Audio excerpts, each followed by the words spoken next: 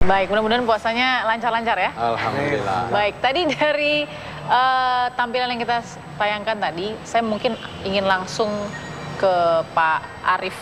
Karena kan artinya ini KPU sebagai lembaga penyelenggara yang dipertanyakan. Apa yang ditangkap dari pernyataan Pak JK? Pertama, kami mau yakinkan kepada masing-masing kandidat ya bahwa KPU bekerja secara profesional, akuntabel, independen, dan punya integritas. Ya. Kedua, kami mempedomani prinsip-prinsip pemilu yang berkualitas.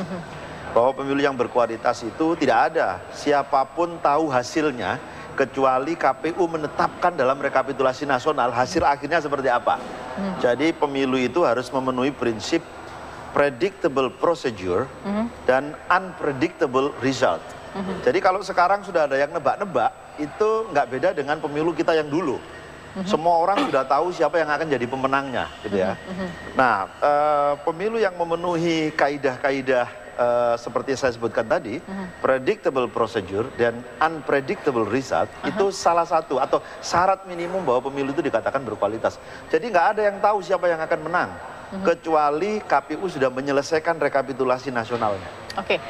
Lalu keresahan Pak JK sebagai cawapres nomor urut 2 ketika dia meyakini bahwa dukungan terhadap dirinya dan capresnya sudah sangat kuat, maka dikatakan, kita bisa cuplik juga di sini katakan tidak soal elektabilitas, yang penting pilpres ini berjalan jujur, tidak curang, kita yakin bisa menang meski perbandingannya tipis, bukan masalah. Ini yang diyakini. Apa sih Pak kekhawatiran yang dibaca oleh KPU ketika kemudian JK mengatakan dugaan ini gitu? Makanya kami kemudian meyakinkan kepada masing-masing kandidat, bukan hanya salah satu pihak ya. Betul. Pasangan nomor 1 maupun pasangan nomor 2, kami yakinkan kepada Anda berdua bahwa kami bekerja dengan ukuran-ukuran yang jelas. Oke. Kapan pemungutan suara semua orang tahu. Kapan pemutakhiran data pemilih semua orang tahu. Kapan kami mendistribusikan logistik semua orang tahu. Jadi semua pekerjaan kami bisa dilihat, bisa diukur gitu ya. Apakah kami bekerja sesuai dengan ketentuan atau tidak. Oke. Ya. Kemudian yang paling penting adalah tidak ada orang bisa memprediksi siapa yang akan menjadi pemenangnya, atau tidak ada yang bisa memastikan siapa menjadi pemenangnya kecuali KPU sudah melakukan rekapitulasi nasional, menetapkan, maka sudah ketahuan siapa memperoleh berapa. Oke, Mas Mustafa, ketika Pak JK sudah bisa mempredik, maksudnya dalam arti kata jika pilpres jujur maka kami menang, itu kan seperti prediksi. Akhirnya kan ke pihak Mas Mus pertanyaannya, lu artinya apa buat Sebenarnya menurut saya bukan prediksi itu ya. Kalau prediksi itu menang kalah. Ini kan soal curang tidak curang, jujur tidak jujur.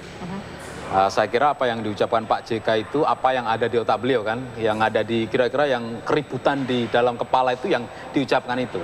Kalau dalam koalisi kami tidak ada catatan sejarah ya, catatan sejarah kecurangan tidak ada. Ketika rekapitulasi di pileg kemarin, termasuk pileg kemarin, itu nama-nama ya oknum partai yang sekarang divonis di pengadilan pun bukan dari koalisi kami. Jadi kami tidak memiliki di dalam otak kami sekecil apapun kecurigaan untuk curang. Pak JK pun juga tidak menyebutkan apakah curang itu dilakukan oleh tim kami atau dari koalisi kami atau dari koalisi dia. Ini kan cuma 2 koalisi kan. Artinya kecurangan bisa dilakukan oleh 2 belah pihak. Jadi Pak JK tidak berani menyebut dari sana atau dari sini.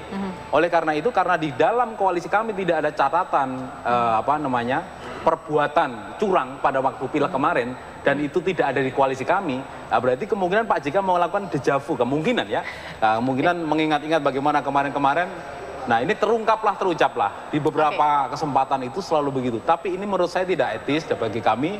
Bahwa ucapan semacam ini justru masyarakat melihat ini seperti satu mungkin panik ya. Sejak debat kemarin yang terakhir itu kan terjadi luar biasa fenomena hampir sambil di seluruh kita melihat Indonesia. Mas Mus, ini juga ada kata Kapolri Jenderal Sutarman mengatakan mengimbau kepada petugas TPS dan semua personel Polri di samping mengamankan juga agar pilpres berkualitas, artinya tidak ada pelanggaran terjadi pada saat pelaksanaan dari kampanye Minggu Tenang sampai pencoblosan. Limnas akan dikerahkan di TPS, minimal 1 TPS akan ada 2 Limnas.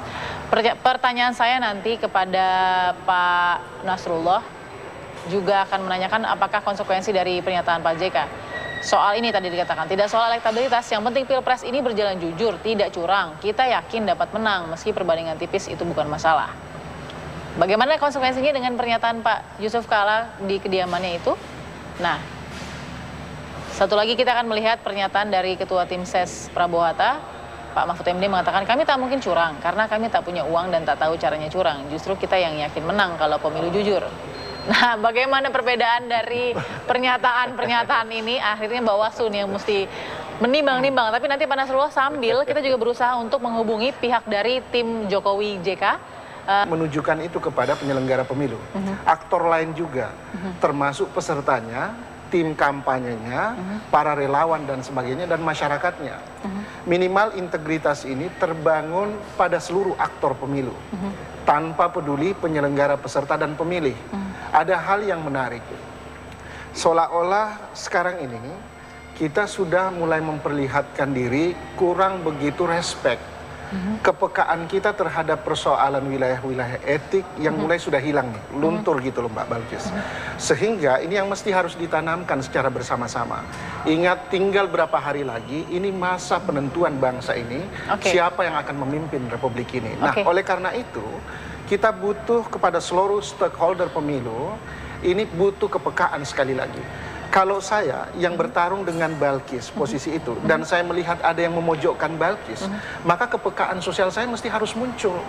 Ini tidak mesti dan tidak layak ditujukan misalnya hal-hal kepada yang model-model black campaign itu. Nah, oleh karena itulah yang sebenarnya harus tertanam mulai dari sekarang, mulai pada tingkat pasangan calon yang sedang berkompetisi ini, elit-elit lain yang berada di pusaran lingkaran satu dan sebagainya, ya, bahkan sampai lapisan masyarakat kita memunculkan rasa sikap optimis bahwa pemilu ke depan ini, pilpres ini, itu berjalan dengan baik, mulus, tanpa ada disharmonis yang berujung pada konflik sosial masyarakat Pak Nasrullah, kita. lalu kemudian pertanyaannya di dalam pengawasan Bawaslu, bagaimana sih potensi kecurangan dalam pilpres ini?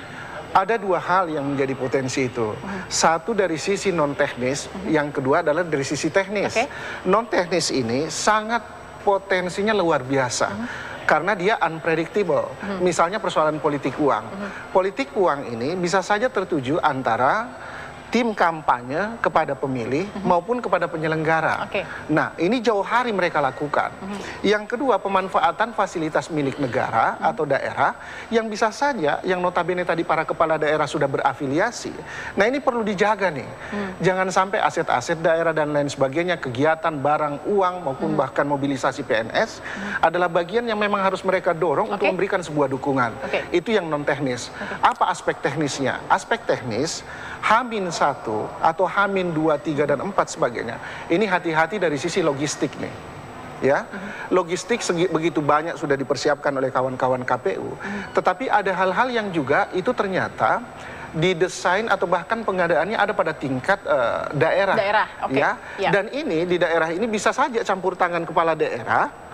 Itu bisa masuk di dalam situ. Sangat sensitif. Apalagi itu misalnya seperti terkait dengan berita acara model D, DA, dan sebagainya yang mungkin agak kurang dikontrol oleh kawan-kawan KPU. Sehingga Bawaslu harus masuk di situ. Memastikan jangan sampai ada kelebihan dari sisi jumlah. Baik. Tapi tadi dari masalah potensi kita sudah jelas. Tadi masalah pernyataan Pak JK, Bawaslu memilih untuk positive thinking. Nah, kalau Mas Mustafa memilih untuk positive thinking atau menambahkan pernyataan Pak Mahfud MD? Ya, kita semuanya harus positif ya. Jangan sampai kita menambah keruwetan dalam pemilu yang sudah ruwet ini. Ini ruwet apanya maksudnya nih? Ini sudah ruwet loh. Maksud saya udah mendekati hari H ini, saya kira sudah banyak rencana-rencana yang kita tidak tahu sebenarnya. Lalu lintas untuk merancang seperti apa kemenangan di pihak dua pihak saya kira ada. Cuma kita nggak melihat. Ini jangan sampai kemudian ini diganggu. Yang pertama itu. Yang kedua, kita harus positif. Yang kedua, jangan sampai kemudian ini adalah sinyal-sinyal yang diberikan kepada pihak lawan bahwa sebenarnya Anda disuruh jujur, tapi sebenarnya ingin curang. Ini berbahaya. Artinya ini pesan kejujuran itu disampaikan kepada lawan, tetapi dirinya sendiri tidak. Ini berbahaya. Jangan sampai seperti itu. Maka dari itu, baik kami maupun mereka, semuanya harus jujur. Tidak boleh memberikan kode seolah-olah ini bagianmu, ini bagianku. Jujur bagianmu, ini bagian saya. Kamu bisa jujur, kamu bisa curang. Itu bisa saja terjadi. Jadi kalau Pak JK, saya jadi Pak JK, saya akan mengerim pernyataan itu disampaikan di tempat umum. Cukup di tim sukses saja, tidak di depan media. Walaupun mau, kita juga bisa mengucapkan seperti itu. Tapi karena kita tidak mau pongah, ya kita andap asor bahasa Jawanya, kita tidak ingin ucapkan itu. Yang jelas, kita terbatas keuangannya, terbatas, jadi kita harus efektif sehingga kita tidak melakukan kampanye hitam, tidak menyinggung pihak lain. Kita lurus-lurus saja, yang penting kita sesuai harapan rakyat, dan yang penting adalah meskipun kita serba terbatas, tapi kita tidak mempersiapkan pidato kekalahan. Ini yang paling penting. Baik Mas Nus. Nah sekarang saya ingin ke Pak Arief menuju Minggu Tenang, apa yang harus dihadapi oleh masyarakat yang mungkin masih menjadi swing voter saat ini? Pesannya? Pertama, KPU sudah memberikan ruang yang cukup luas untuk melayani pemilih menggunakan hak pilihnya. Ya. Kita punya DPT, kalau tidak ada DPT kita punya DPK. Kalau mau pindah memilih ada DPTB. Kalau misalnya masih belum terdaftar juga ada DPKTB gitu ya. Maka gunakan betul kesempatan ini untuk memilih pemimpin Anda. Di antara peserta pemilu ini pastilah ada yang menjadi pemimpin Anda. Maka gunakan betul untuk memilih yang terbaik. Baik. Nah Pak Nasrullah, pesan di Minggu Tenang apa ini? Saya justru malah meminta bahwa kepada teman-teman seluruh penyelenggara tanpa kecuali Bawaslu dan KPU sudah saatnya membuktikan di antara beberapa kekurangan ketika pemilu legislatif yang lalu, bahwa ketika ada penilaian publik atau siapapun yang menyatakan bahwa penyelenggara ini sangat miskin